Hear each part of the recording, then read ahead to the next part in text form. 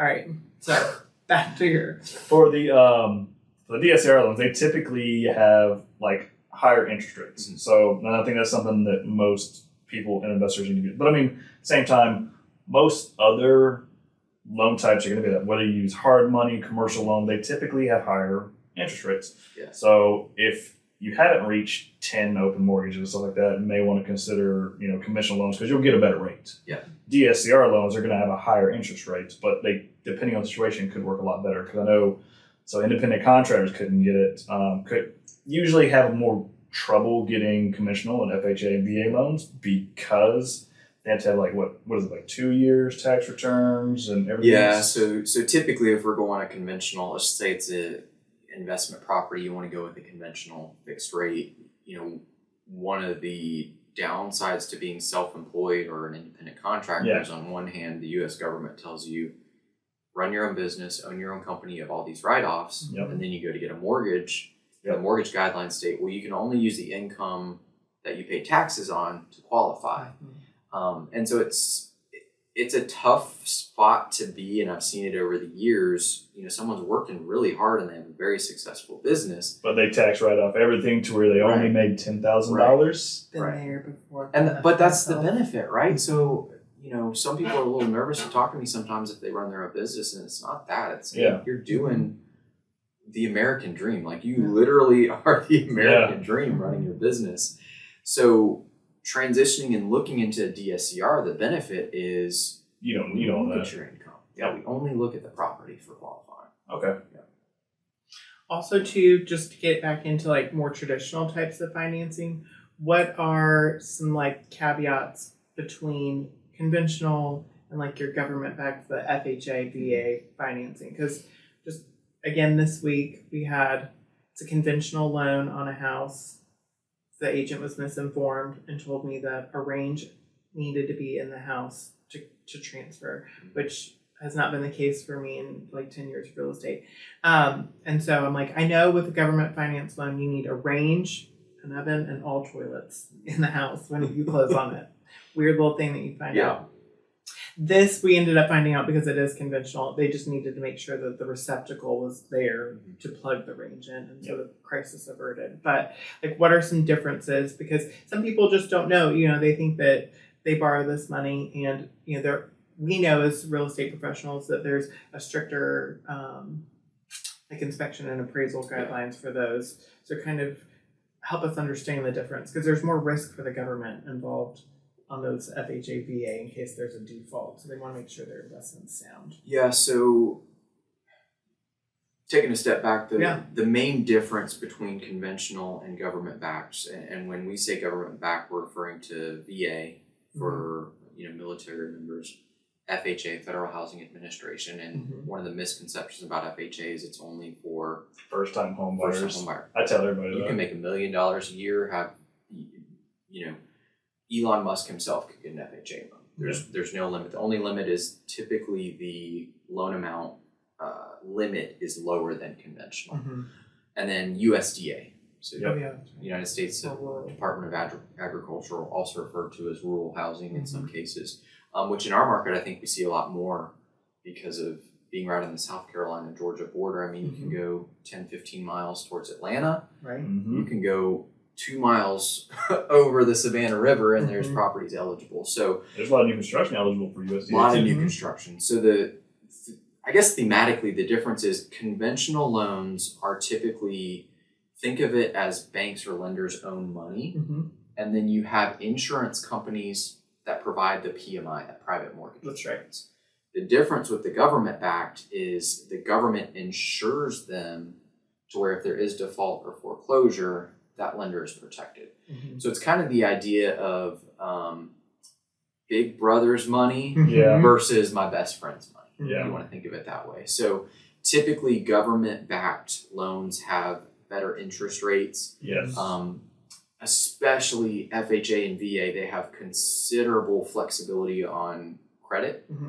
USDA, it can be flexible, but because it's 100% financing, they're a little tight on the debt ratio. And credit a little more than FHA and VA. So going all the way back to your question there, Justin, The only difference, and again, I'm speaking on a micro level here in our Augusta market. Mhm. So Of course. if you're watching this podcast from Washington or Canada or wherever you might be, it may be thematically different. And the easiest thing to share is termite reports. Mhm. Well, when I lived in the Pacific Northwest, there wasn't such a thing. Yep. Here we have termite reports and Mhm. termite inspections. So going all back to that, the only thing different about a FHA VA appraisal versus a conventional appraisal is if there's an attic, the appraiser sticks their head in the attic and takes a photo. Mhm. Yep. There's a crawl space, they stick their head in the crawl space, they take a photo. Mhm. So one of the misconceptions about this appraisal on conventional versus this appraisal on government backed is, well, because there's going to be a value difference, Mhm. and there's not. An appraiser is going to give the same exact value to a conventional deal Mhm. Yep. versus a government deal. Right. The only difference, and you mentioned it, Justin, is a little more strictness on things in the house that involve safety. Mhm. And I'm talking like final destination safety type things. Yes. So a few years back, in one of the homes, you walked through the threshold, there was like a little tile entryway and then it transitioned to carpet. Yeah. Well, that carpet had just worn up over time. So the VA appraiser, advised, hey, we need to have that carpet repaired. And I was like, why? You just step over it. And then, I was younger in my career, so I called my sales manager. He was like, well, think about it. You could walk in, slip on the carpet, fall, bust your head open, and die. That'd be a terrible way to go. So again, Yeah, final I mean, destination yes. type death. So that's kind of how I try to break it down to real estate agents and even some investors that may be selling. Think about safety things, broken light bulbs. Mhm. See that pop up on VA appraisals all the time. Mhm. Well, as a seller, are you going to not accept a deal because you have to replace one light bulb? Yeah. It depends. On Usually not. Usually not. Usually not. I've dealt with some people. I was gonna say, Yeah. and we represent a client, that their houses are Trash. not always. They're trash. I mean, but that we Special have stipulations. It, It's yes, trash. that we have it checked cash or conventional. It's not Yeah. because we're trying to weed out those with other types of financing. It's because we know from our experience in real estate that it is most likely not going to pass a FHA or VA appraisal, and so trying to protect them too, because you don't want to pay for inspections, you don't want to pay for an appraisal just to find out that the seller is not willing to make those repairs to ensure your financing. And so we're really just trying to make sure that we also look out for the buyer client Mhm. who might be interested in this home, just based on what we know of the house, and to try to keep them. So it's not like we're trying to keep people from buying these houses, but that Sure. we know that. And it's gonna not pass. really even so much as a pass or fail thing. I mean, every single one of them, the appraiser will go out there, but they're going to require a lot Work. of repairs, Yeah. especially for some of these houses, like that are like roof collapsing from Sure. wood rot and stuff. Mhm.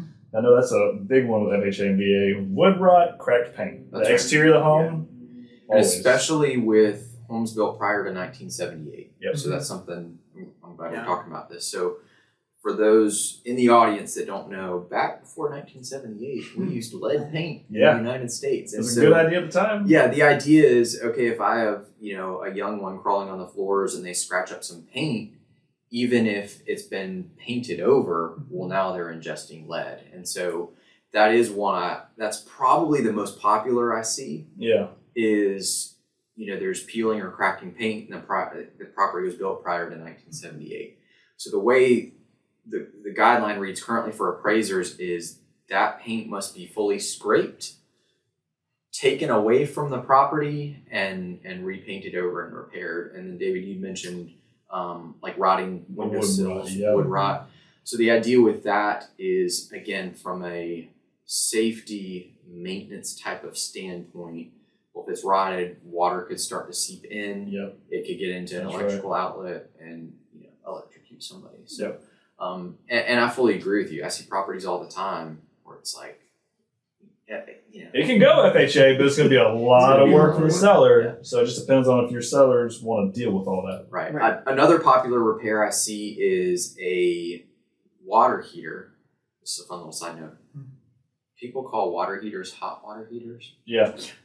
It's in the It's our name. Yeah. water heater. Mm-hmm. So I figured I'd say that. So I see it a lot where and this isn't really an issue with new construction, but typically homes, 15, 20 years and older, will have a water heater that the pressure relief valve does not terminate to the exterior of the home. Yeah. So that's kind of a more popular one I see, where they'll just have it released right into the pan of the water heater. Yep. But that is another one for FHA and some of the government backed stuff is making sure it terminates to the exterior. Yep. Saw an interesting one a few years ago where a washer runoff, like where your clothes Washing water machine. drains, Yep. washing machine, actually drained in the driveway. It's really interesting. Which, if there's anyone of older age, like, yeah, that's how we did homes back in the day. Yeah. So that was an interesting one where we had to have it tied into the septic tank. Really? And I think that had something to do with it as well, as because it was on a septic tank. And it was a home, I believe, in Graniteville. So again, for those that don't know, Graniteville's a little bit of a rural. It's growing a lot, suburb, though. but it's growing a construction ton. for Yeah. sure. It's growing a ton because Bridgestone is there, as well as, I know a fair amount of people that live in Graniteville and work at Savannah Riverside, or that actually work at Fort Eisenhower. Yeah, Fort Eisenhower. Yeah. It's going to take a long time to unlearn that. Fort Eisenhower. So yeah, it's certainly something to consider, and something where I think we're seeing some more FHA financing than we might have is late last year, Federal Housing Administration reduced the level of mortgage insurance, the monthly mortgage insurance. So it went from, you're doing just the minimum down payment, it went from a factor of 0.8 or 0.85, I can't remember the exact, it was 0.8 something, down to 0.55. Yeah. So if your mortgage insurance is cut almost in half, if I go compare that to a conventional loan, 3% or 5% down, if someone has credit that's not 780 or higher, if they're 680 or 700, they may actually have a cheaper payment with FHA, even with fairly good credit, and even with the 700 or 720. So that's something really interesting as well. And I get asked this a lot for people buying houses, and correct me if I'm wrong, because I could be. It's the PMI on some of these loans drop off at about 20% equity. So once you get about 20% equity in your house, I think it's VA. FHA, it stays with it, doesn't it? So FHA, there's a few different tiers. So if you make a certain amount of down payment or larger on FHA, it will actually fall off after about 10 years. Well, why on earth, if I have a down payment, would I go FHA? Well, FHA allows for buying a home sooner than conventional, after foreclosure, after bankruptcy. So, there are certain, I've helped handful of clients in the past couple of years where they would have had to wait till today to buy a house versus 2 years ago because of past financial scenario. So it can fall off after FHA, but if you're just doing the minimum down payment, it will stay on for life of the loan. Okay. Again, that's something to consider statistically, and I hated being told statistics when I bought my first house, but I was in my first house 4.5 years. Statistically, you're in your first house 3 to 5 years. Guess what? I'm a statistic. So it worked out. Conventional will fall off automatically when you reach 22% equity, but when you reach 20% equity, you can call your lender and cancel the PMI. I was just about to ask that for VA, because don't you have to ask that it be taken off once you get past that threshold, or will it stay? It should automatically drop off, but you might want to double check and talk to your lender. So with VA, there is not a monthly mortgage insurance. If you are not deemed 10% or more disabled by the VA, you have what's called a VA funding fee. And that's a good point. So we'll roll into that because we're talking about kind of mortgage insurance and mortgage insurance premiums. So again, the VA right now defines it as 10% or more disabled. So if you are 10% or more disabled by the VA, you're exempt from the funding fee. Oh, nice. And that's huge. It's massive. So if you're buying a big house, I closed one for a client who bought a $400,000 house, and we got the settlement statement, and we saw the VA funding fee, and I want to say it was like almost $10,000 that they had to pay. Because if you're doing 100%, Yep. and you are not exempt, it's 3.3% of the loan amount. Yep. So technically, your loan to value is 103.3%. Yep. And so that's something certainly to consider. Now you can reduce that by making a down payment. Again, it really just depends on your specific financial scenario.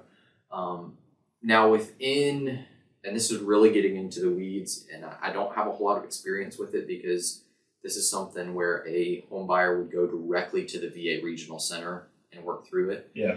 But let's say you are working through a current disability claim with the VA, but you want to go ahead and buy a house. Well, it's all about when the lender pulls the certificate of eligibility. Yep. At that time, you're not deemed disabled, well, you have the funding fee. So there is a certain amount of time after you close on a home, if then the VA, says, hey, you're X percentage disabled, you're now exempt from the funding fee, you can actually go back to the VA and they will refund that to you. Really? Okay, nice. Yeah. I did not know that. That's something, if you bought a home in, again, I don't know the exact timeline, but I think it's 12 months or it could be longer, or if you've refied in a certain amount of time. If in the past few years you've gotten your disability from the VA, you need to reach out to the VA and ask about, Retroing that. Yeah. So that's why anytime I talk to somebody who's looking to buy a house and they're going to use the VA loan, one of the first questions I ask them is like, it's like not to get in your personal business, do you have any disability, like 10% or higher? Because the reason I ask is it will save you a good chunk of money if you are. It's like, I don't need to know the percentage, I don't need to know the story, just yes or no. And that's beneficial to know as the lender. And a lot of, whether they're actively serving or they are retired of the military, they may not know. Mm-hmm. It's a huge benefit that obviously there's a lot going on when you're in the military, but it's a huge benefit a lot of people don't know about. And again, even if you're going to make a down payment, that interest rate, and again, I'm speaking current market, December 2023, the interest rate on VA is considerably better than conventional. Yeah. Being in the financial industry, I hear, I'll toss out a name, you guys are going to go, oh, but Dave Ramsey. Yeah. One of the things, and I like a lot of what he teaches, and I think his like perfect client is someone that can't even pay their own credit card bills. Yeah. Mm-hmm. But one of the things he says, just kind of flippantly on air, is, well, percentage-wise, VA is much more expensive than conventional. And if you're not exempt from the funding fee, depending on, infinite amount of factors, that's technically true. But if you are exempt, there's no extra fees. Yeah. Like nothing. So and that's something. If you can get closing costs paid, I mean, it really, because everybody thinks, it's a common misconception of VA loans. They think that, it's a VA, it's 100%. I don't have to pay anything. That's not always true. Yeah. It can be. Right. But a lot of times it depends on what you can negotiate in a contract. So then, like a VA lender or VA buyer may have to pay closing costs to get their offer accepted. Mm-hmm. So you don't think VA is 100%. Very, very rarely is it legitimately 100%. Yeah, exactly. And even if it is 100% and you've got all closing costs covered, think about home inspection, appraisal, earnest money. Like you got to have those three. Back in like 2018 to 2019, almost all the VA loans I was able to work, they got everything covered. Yeah. I mean, I remember clearly a couple of clients where they actually got a check back at closing, refunding their appraisal and earnest money. But in the current market, I'm not seeing that. I'm starting to see some closing costs come back. Yeah. Being covered. But yeah, that is a great point. And the main thing is just talk to a lender. Yeah. Talk to a reputable lender. One of the things I really pride myself on is being able to closely estimate closing costs and everything. And it's something I check like quarterly. I go back and look, okay, how far off was I on this one? $100. How far off was on this one? That's pretty good. So it's something I really try to hone in on. And sometimes people are shocked at closing costs. I mean, if you buy a $250,000 house right now in the Augusta area and you're going VA 100% financing, I mean, your true closing costs are about $10,000. People go, that's a lot of money. Even if you buy a home fully in cash, you're still going to pay about $6,000 to $7,000 in closing costs. Because the way all lenders should quote closing costs, but some don't, or they finagle the numbers, is insurance, you're worth of homeowner's insurance, all the lender fees, not hiding anything, appraisal, attorney fee. So that's something. A lot of clients, well, what about the attorney fee? It's on top of this, right? It's like, no, I've already included. The only thing I don't include in the numbers I run is going to be your home inspection, because that's typically totally separate of the loan transaction.